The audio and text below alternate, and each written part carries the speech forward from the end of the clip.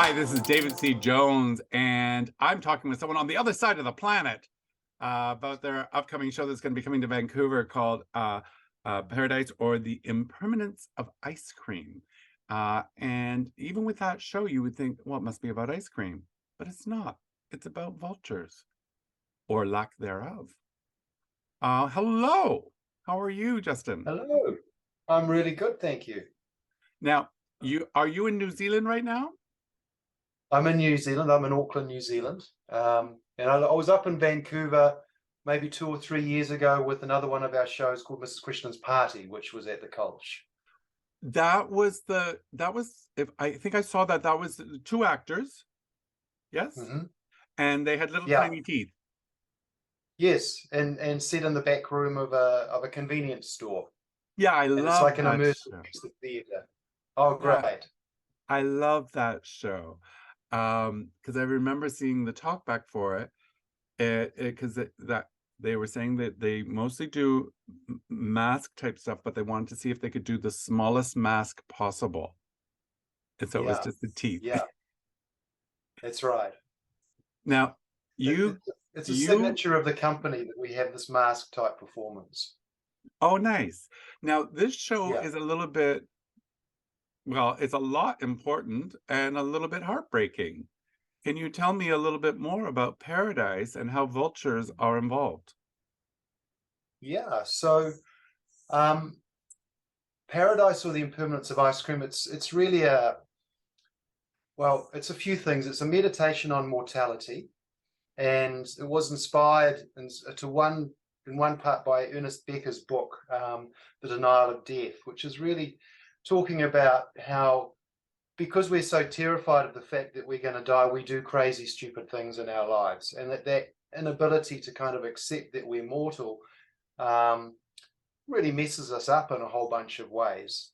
And that if you can accept your mortality, then you can kind of live a fuller life. Right. So that's sort of one of the underlying ideas in it.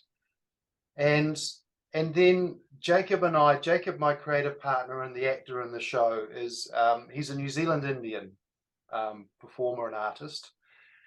And we were in Mumbai together researching another show, and we kind of stumbled on the bones of this new show, which was that in Mumbai there's a community called the Parsi community, who are Zoroastrians and are Persians, but that have been in India for centuries and have their own very unique identity and religion. And one of the parts of the religion is that they have these towers called the Towers of Silence, which are in the most expensive part of Mumbai, the most expensive real estate in Mumbai on Malabar Hills, where it's more expensive than New York per square meter, is this vast green space which belongs to the Parsis, and these towers there which you're not allowed to go to, they're forbidden.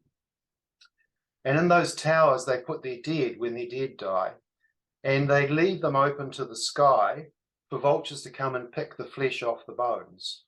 Oh, And wow. yeah, right. Yeah. And my initial response to that was one of horror. Yeah, it's like, oh, gross. Yeah, Because what if a yeah. vulture gets full and it drops the face of your loved one in front of you? The terrible thing is that those sorts of things did happen. People would be on their balconies in Mumbai and a nose would drop onto the balcony. Oh, sure. It just stands to reason. Yeah. Because vultures, So, they always bite off more than they can chew. right. Yeah, so this true fact kind of really captured us. And then the other part of that is that in a very short period of time, in fact, it's the fastest mass extinction of all time, but the skies of India were filled with vultures, and then mysteriously, and before anybody realized, they vanished and nobody knew why. And it was this complete mystery of where have they gone. And when they're gone, suddenly you have a big problem, for the Parsi community, because it's part of their death ritual. And actually, it's a very ecological way of dealing with the body, because there's no pollution, there's no burning, there's no burying in the ground. Yeah. It's incredibly ecological. The bones are picked clean, and then the bones are left and then ground to dust. It's environmentally perfect and pure. And from the Parsi sense idea, the vulture then helps to take the soul to heaven, to paradise. Of course. So without vultures, how do your dead get to paradise? Right. This is a real problem for that community. And in a way, that idea became... I see my grandfather being eaten by rats and being completely naked. I mean, that'd be like burned in my brain. Okay, that's enough. So you can manage on your own? Sure I can. Sure I can. Sure I can.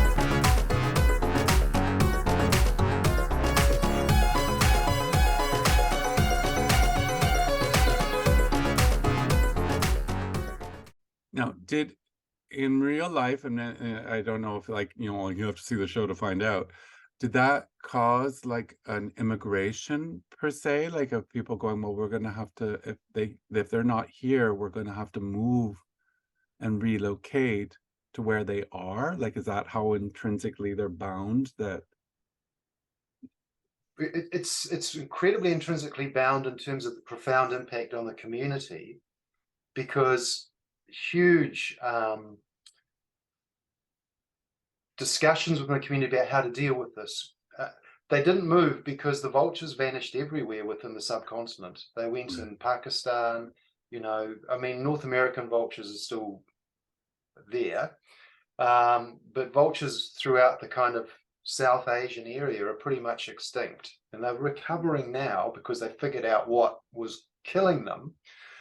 But it became an enormous problem for that community of how to deal with your dead, because the methods that we would use of cremation or burying are not acceptable spiritually to them. right? Wow. And they're still coming to terms with that. They're kind of getting there now, but it's taken them several decades to do that. Well, now, can I just say that this show sounds hilarious? well, and it is, because you know, if you're going to deal with a weighty subject, you've got to leaven it with humor. Totally. And one of Jacob's gifts is he's a very, very comic actor. He's brilliant. We work with this style of theatre that is inspired by masks, and masks need a larger than life style of performance. Our mask tradition is kind of based on the commedia dell'arte, which is that kind of people with their everyday obsessions and comic obsessions driving them along. Yeah. And so this is the same. And so the kind of the vehicle or the container for the story about the vultures and how to do the mystery is that our hero is a salesman who sells large screen TVs in one of those big box stores. Oh, see, I was going to guess that. Yeah, right. And he wakes up one day and he finds himself in purgatory. And the only accompanying figure in this empty space of purgatory is a vulture. And he has to come to terms with the sins and the good things he's done in his life, and come to terms with this vulture before taking the next step on towards paradise or towards the other place. Wow. Well, that sounds fascinating. And now is the single actor a talented man? I remember from that other show. There were two in the other show, but is he by himself, and is he using like multiple masks to play multiple characters, or? Yeah. How's he do that? Jacob Rajan's the performer in this, and he was up at the Cultch with the Guru of Chai maybe 4 or 5 years ago. Okay. Which is a beautiful show.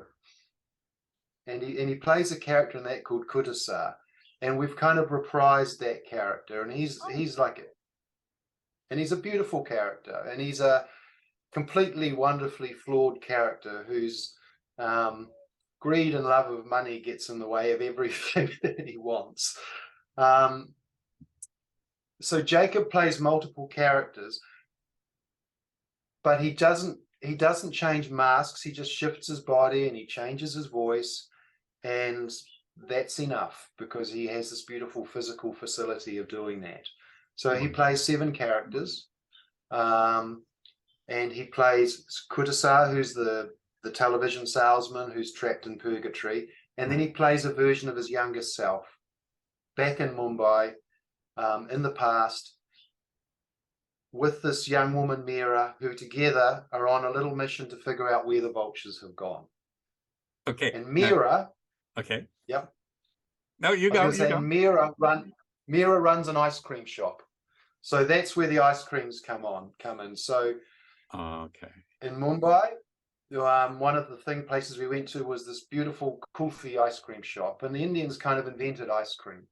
So we decided to make the ice cream shop, one of the hearts of this. And the thing about ice cream is, of course, is it's impermanent. Yes. And we all seek permanence. So it's sort of all ties together beautifully. How wonderful. How wonderful. I was just going to be cheeky and say, well, if he falls in love with this girl, does he do one of those things where he turns around and makes out with himself? Not quite, but Okay. it's a beautiful kind of, if you like, unrequited. It's like one of the things when we're making the show is it is a love story, but it's kind of a buddy love story, and it's a friendship between the two. And there's no doubt that Cultch would like it to be more than just a friendship. But for Mira, who's the female character, they're just friends. But it's a real friendship between a man and a woman, which I find quite refreshing, Yeah, no, I adore that. I love when writers don't make the woman be a prize that you get for having an adventure. Like, you had an adventure. Yeah. You get to have sex with this woman now, right? So that's right.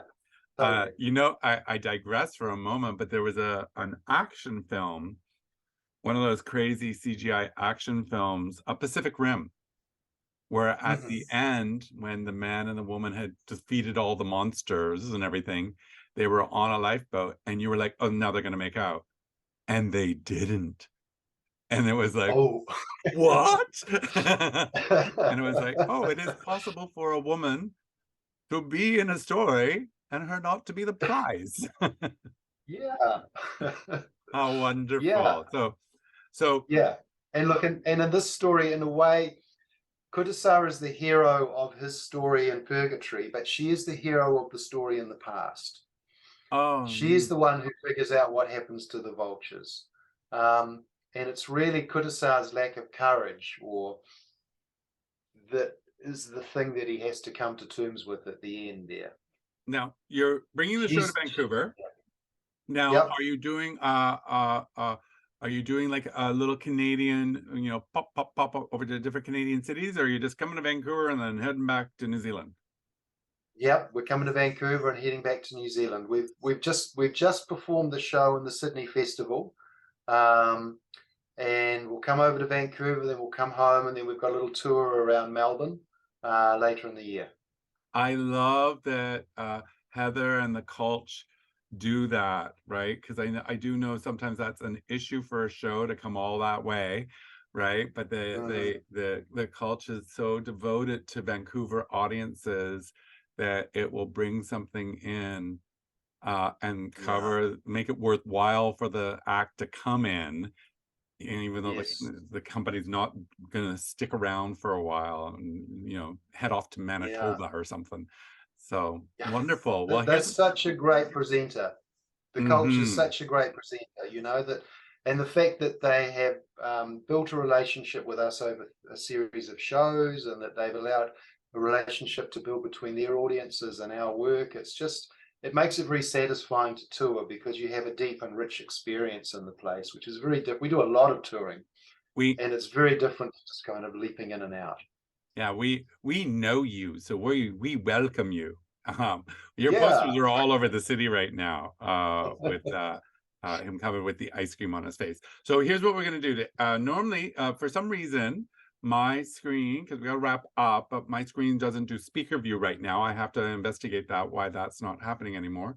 Zoom. But you're going to get to turn the camera. Normally it'd be a close-up on you. Oh, maybe I can pin you. I'll pin you for this, and you are going to sell this show. You're going to get 30 seconds or more or less to tell the audience why they should not miss Paradise, the Impermanence of ice cream. Ready? I'm pinning you now. Well, this is a It's a love story to Mumbai. It's a love story to Vultures. It's a mystery. It's a comedy. It's a theatrical tour de force by one of the most charismatic performers you'll ever see on stage. It's not to be missed. Fantastic. Well, thank you so much. It's early evening here, like it's around 5 o'clock here. What time is it there? 1 o'clock in the afternoon. Right. So, but you're probably on Friday, 1 o'clock, where we're on Thursday at 4:50. Yeah. Okay. I'm about to go into my weekend and you've got to do another day's work. Oh, so difficult. I wish I was where you were. Well, thank you so much I'm so looking forward to the show, and I hope Vancouver is too, if they know what's good for them. Thanks, Justin. Thank you. Bye.